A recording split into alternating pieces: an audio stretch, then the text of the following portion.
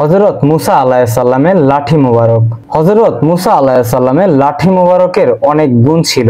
এখনো এই লাঠি মোবারক ইসলামের জীবন্ত প্রমাণ হিসেবে তুরস্কের তোফকাপি জাদুঘরে সংরক্ষিত আছে।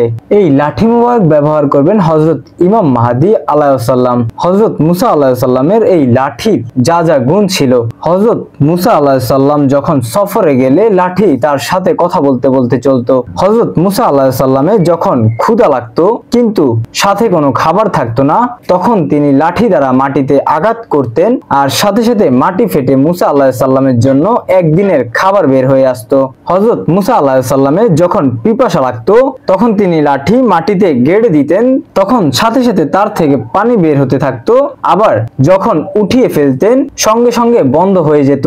হযরত মুসা আলাইহিস সালাম যখন কোনো ফল খাইতে চাইতেন তখন লাঠি মাটিতে গেড়ে দিতেই সঙ্গে সঙ্গে সেটি একটি গাছ হয়ে যেত, তার মাঝে পাতা হতো এবং ফলও হতো। যখন কুয়া থেকে পানি উঠানোর প্রয়োজন দেখা দিত তখন সেই লাঠিটি বালতির কাজ করত। পানি যত গভীরে থাকতো লাঠিও তত লম্বা হয়ে যেত। রাতের বেলায় তার থেকে আলো ছড়াতো। হযরত মুসা আলাইহিস সালাম যখন কোনো দুশমনের সামনে পড়তেন সঙ্গে সঙ্গে লাঠিটি সেই দুশমনের সঙ্গে লড়াই করে বিজয় হতো।